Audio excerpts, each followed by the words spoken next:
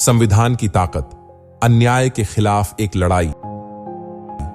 गांव सत्यपुर में रमेश एक गरीब किसान था जो अपनी छोटी सी जमीन पर खेती करके अपने परिवार का पेट पालता था। लेकिन गांव के दबंग जमींदार सुरेश सिंह की नजर उसकी जमीन पर थी।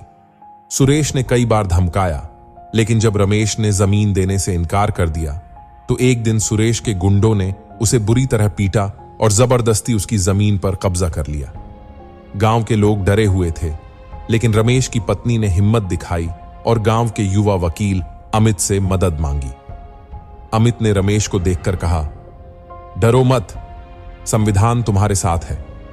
अन्याय करने वालों को सजा मिलेगी और तुम्हें न्याय मिलेगा। संविधान और कानूनी कार्रवाई। अमित ने पुलिस में शिकायत दर्ज कराई, लेकिन जमींदार का प्रभाव इतना था कि पुलिस ने कार्रवाई करने में टालमटोल शुरू कर दी। तब अमित ने अनुच्छेद 32 संवैधानिक अधिकारों के उल्लंघन पर सुप्रीम कोर्ट जाने का अधिकार और अनुच्छेद 21 जीवन और स्वतंत्रता का अधिकार के तहत अदालत का दरवाजा खटखटाने का फैसला किया। इसके अलावा उन्होंने पुलिस की निष्क्रियता के खिलाफ अनुच्छेद 14 समानता का अधिकार और भारतीय दंड संहिता आईपीसी की धारा 323 मारपीट, 606 धमकी देना और 441 अवैध कब्जा के तहत मामला दर्ज कराया। संविधान ने दिलाया न्याय। अदालत में सुनवाई शुरू हुई। अमित ने तर्क दिया, संविधान हर नागरिक को बराबरी का हक देता है। रमेश पर किया गया हमला न केवल गैर कानूनी था, बल्कि पुलिस की निष्क्रियता भी उसके मौलिक अधिकारों का उल्लंघन है। अदालत ने पुलिस को फटकार लगाई और सुरेश सिंह को गिरफ्तार करने का आदेश दिया।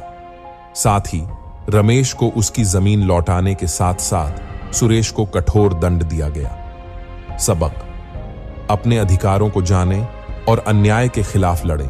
गांव के लोगों को यह समझ आ गया कि संविधान सिर्फ किताबों में लिखे शब्द नहीं, बल्कि हमारी ढाल है। अगर रमेश और उसकी पत्नी डर जाते तो वे कभी न्याय नहीं पा सकते थे। संविधान हमें क्या सिखाता है? अनुच्छेद 14 कानून के सामने सब बराबर हैं।